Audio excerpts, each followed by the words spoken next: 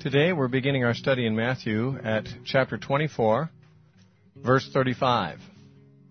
Matthew 24, verse 35. Now, we've been covering this discourse for probably a couple of weeks now, and this is called the Olivet Discourse, in which Jesus responds to the questions of his disciples who ask him, when will the temple be destroyed? Jesus predicted it would happen, and they said, when will this be?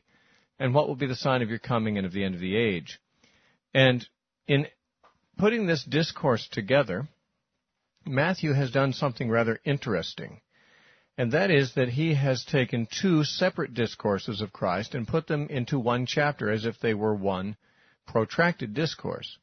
The reason we know that he's done this is because if we look at the parallel material in the Gospel of Luke, we find that there are two discourses. One of them is found in Luke chapter 17, and one is found in Luke chapter 21. And these two discourses are given on different occasions, actually to different audiences, about different subjects. And yet Matthew has taken them and put them together into one chapter. Now, lest anybody think that this is a criticism of Matthew or a defect in Matthew, let me make it very clear. Matthew is not doing anything tricky or dishonest or wrong, or even inaccurate. What Matthew does in his gospel generally is to group the sayings of Jesus topically. There are 5 discourses, large discourses, in the Gospel of Matthew. And each one of these discourses is a composite of several things that Jesus said on different occasions. The Sermon on the Mount in Matthew is 6 times as long as the Sermon on the Mount in Luke. However, the additional material that's found in Matthew's version is found in Luke elsewhere, in other places. Likewise with the other discourses in Matthew. Matthew has gathered the sayings of Jesus that Jesus gave on various occasions, and he's put them together in a topical arrangement. And this chapter is no different than his normal policy. Jesus on 2 occasions gave discourses about future things. One of them is recorded in Luke chapter 17, and that is apparently a discourse about the second coming of Christ. The other is recorded in Luke 21, which is apparently a discourse about the destruction of Jerusalem in 70 A.D. Now, until we realize this, we'll be at a loss to know what to think of Matthew 24, because Jesus gave 2 separate discourses on different occasions to different audiences on different subjects. In Luke 17, he spoke about the second coming of himself and the end of the world. In Luke 21, he spoke about the destruction of the temple, which happened in 70 A.D. Matthew has taken both of these discourses and put them together, one after the other. Now, we have studied in our previous sessions Matthew 24, verses 1 through 34. If you consider the parallels in Luke, you will find that the material we have just covered in these previous sessions is parallel to Luke 21, which is Jesus teaching about the events surrounding the destruction of Jerusalem in 70 A.D. And we have seen, at least I have sought to demonstrate, I don't know whether anyone has stood convinced of this or not, but I have sought to demonstrate that the verses in the first 34 verses of Matthew 24 do, in fact, as does Luke 21, predict the events of that period. Within that generation, all those things took place.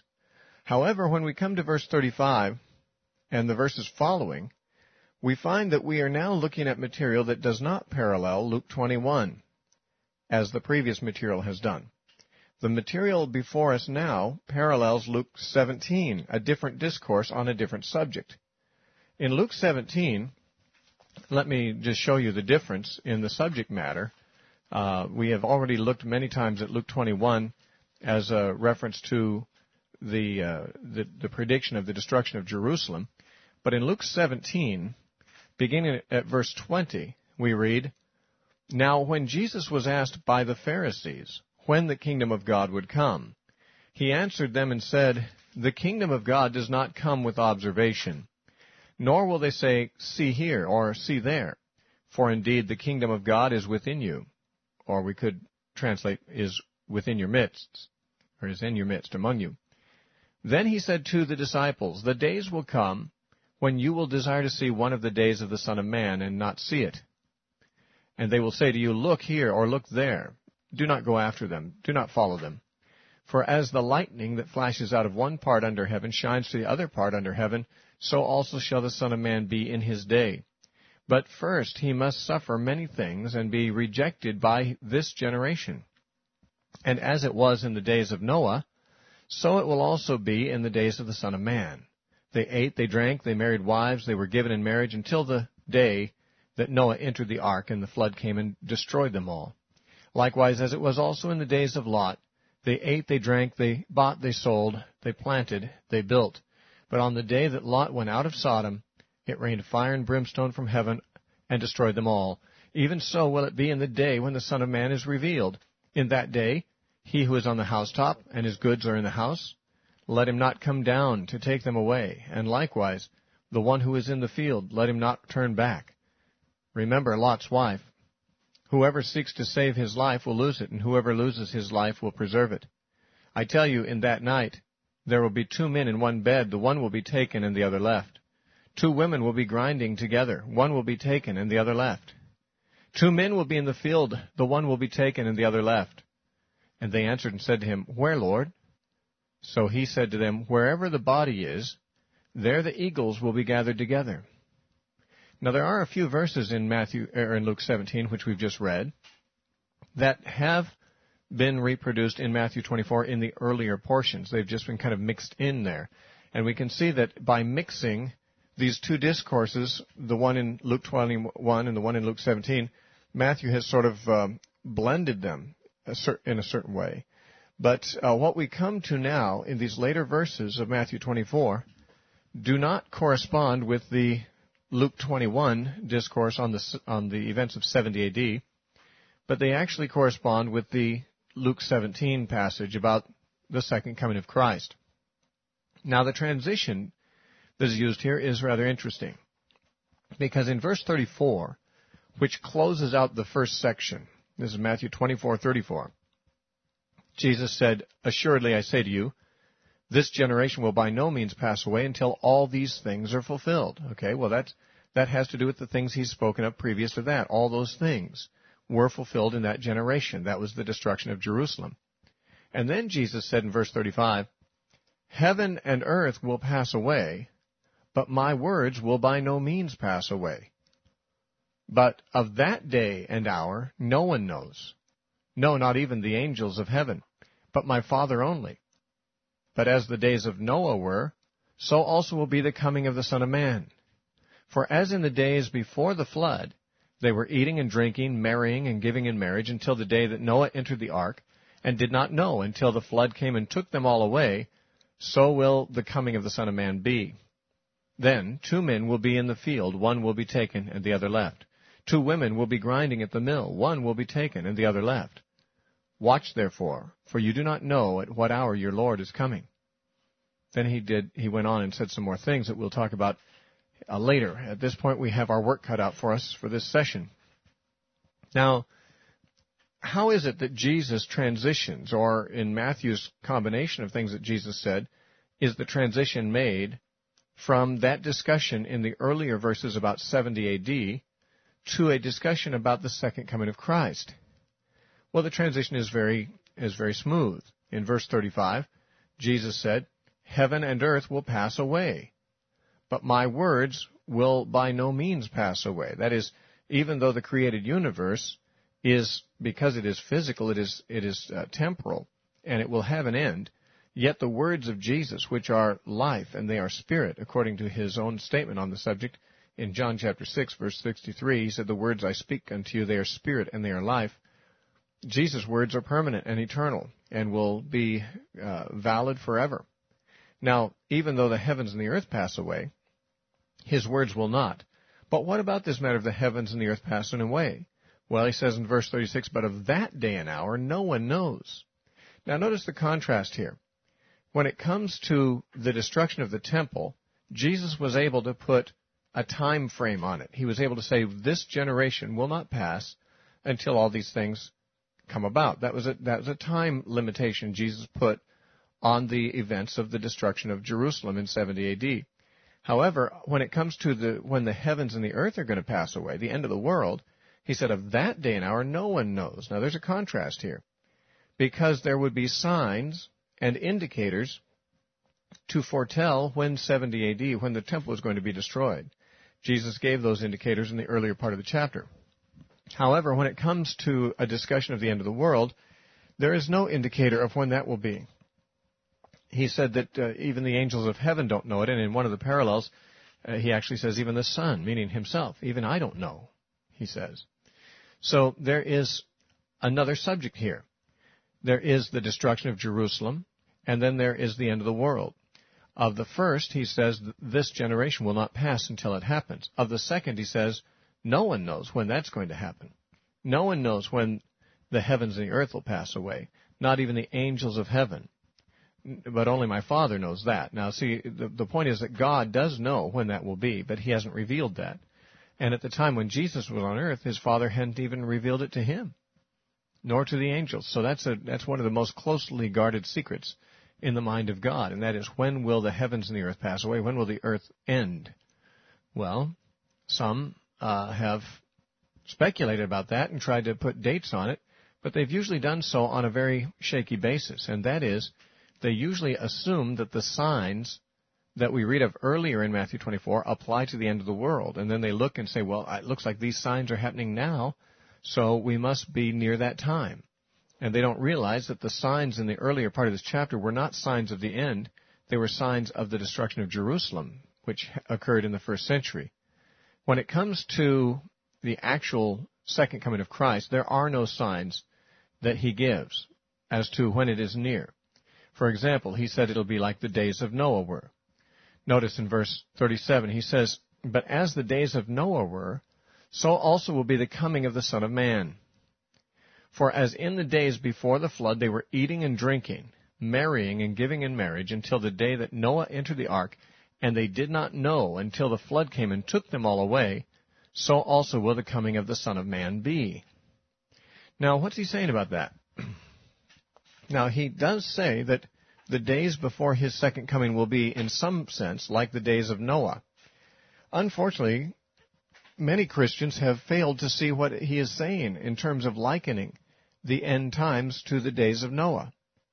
Many times people assume that when we look at Genesis and we see that the days before the flood were full of violence and wickedness and sin, that Jesus is saying that the days just before his second coming will be full of violence and wickedness and sin. If that is what he's saying, it gives us reason to be encouraged when we see great sin in the world, because we say, oh, well, then that's an evidence that Jesus is coming soon. And unfortunately, there are many Christians who have taken it that way. They see great injustice, they see great violence and wars and rumors of wars and say, well, praise the Lord, the coming of the Lord must be near. When in fact, sin is not a cause for rejoicing. Sin and violence and wickedness are not pleasing to God and therefore should not be pleasing to Christians. And too many Christians have looked at the degenerating state of the world and said, well, Jesus said it'd be like the days of Noah, and look, it's getting that way more all the time. And instead of thinking that there's some work that should be done to right the wrongs and to redress the evils and to try to inhibit the decay, many times Christians just say, well, it's inevitable. Jesus said it would be like the days of Noah, and it's getting more that way all the time. Well, I would ask you to pay attention to what Jesus actually did say. Jesus did not say that it will be a time of great wickedness and corruption as it was in the days of Noah. He likened the end times to the days of Noah, but not in that particular respect. He made no reference to the moral state of the times of Noah. Notice what he did say. As in the days that were before the flood, they were eating and drinking, marrying and giving in marriage until the day that Noah entered the ark. Now, the only thing that Jesus said was similar between the days of Noah and the days of his coming would be that they were doing things like what? Raping, pillaging, fornicating? No, it doesn't say any of those things. What did they do? Well, they ate and they drank and they got married. Well, is that bad? Is there something wrong with people eating and drinking? Is that not something that all people do, even the most godly people eat and drink? And what about getting married? Is there something dishonorable about getting married? It seems clear that Jesus is not trying to tell us anything about the moral state of Noah's day. We know from Genesis that it was a very immoral time, but that's not the point Jesus is making. Jesus is not saying that the days of the end times will be morally equivalent or similar to the days of Noah. He said the similarity is on a different plane. Eating and drinking and getting married are not sinful actions.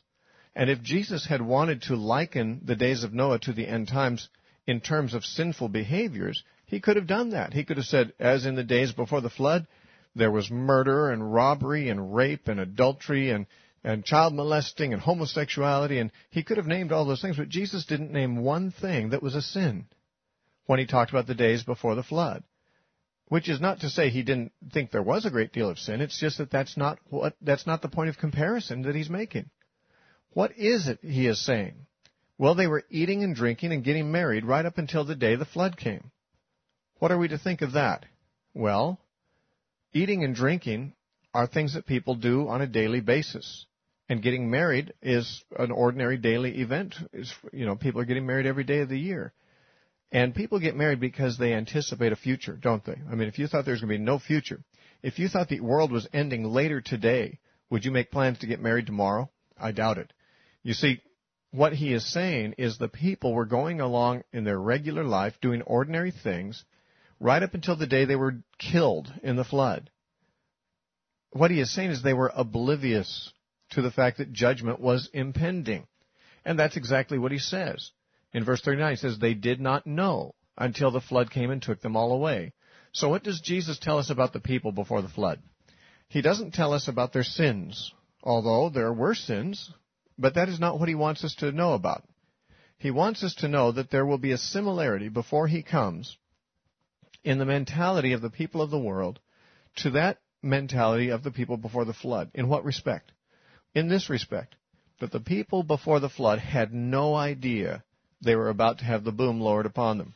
They had no idea the flood was about to come. Right until the day that the flood took them away, they did not know. And they went on with the ordinary things of life, eating and drinking, getting married, as if the world was going to go on. You see, if you knew you were going to die tomorrow, you might not have much of an appetite today. You certainly wouldn't have much motivation to get married and try to start a family. The point is that these people were going about the ordinary events. He's not speaking about the morality or the immorality of it. He's just talking about the ordinariness of it. Their lives went on as usual. And they did not know, they were oblivious to the fact that the flood was going to come when it did. Now, that is the point that he is making. He is not saying that the days of the end times will be the moral equivalent or the social equivalent of the days of Noah. He's just saying that just as that horrible judgment came on the whole world and caught the unbelievers totally unsuspecting, so will the second coming of Christ be. That the world will not be anticipating it when he comes. They will be going on. The day he comes will be very much like the day before as far as their actions are concerned.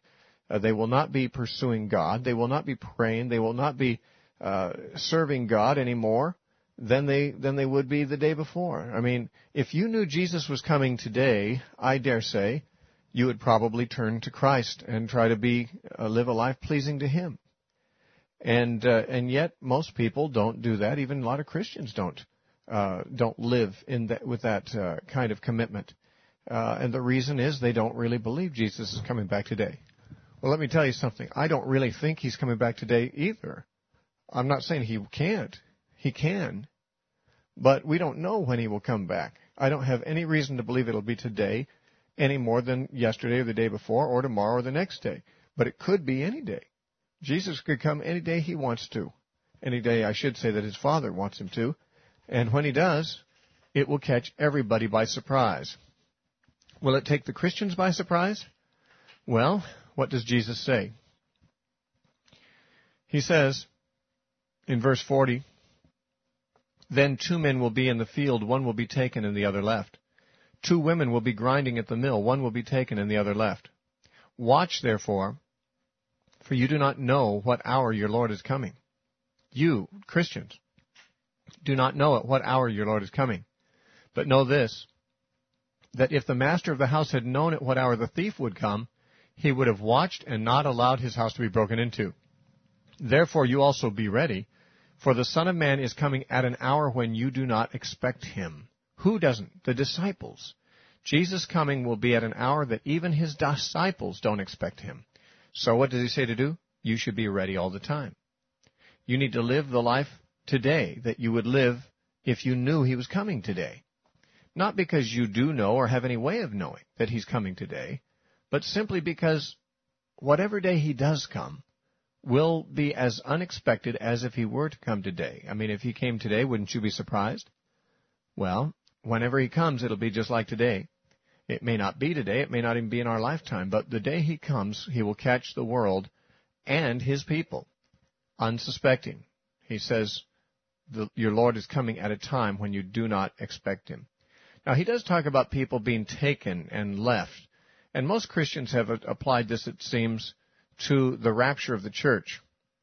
But I don't think that's the correct way to understand it, because the disciples in Luke 17, which has the parallel, after he says 3 times, one will be taken and the other left, one will be taken and the other left, the disciples say, where, Lord? In other words, where are they taken to? And his answer is, where the corpses are, the eagles will be gathered. In other words, these who are taken seem to be destroyed, not raptured. Likewise here, he says that the flood came and took them all away, and so will it be at the coming of the Son of Man. One will be taken and the other left. In the illustration he gives of Noah's day, the ones that were taken were the ones who were outside the ark. They ate and drank and were given in marriage until the flood came and took them all away. The taking away was not a matter of rapturing anyone. It was a matter of simply judging them. They were taken out of the land of the living. They were killed. And when Jesus said one will be taken and the other left in Luke 17, the disciples said, where, Lord? And he said, well, where the corpses are, the eagles will be there. You looking for them?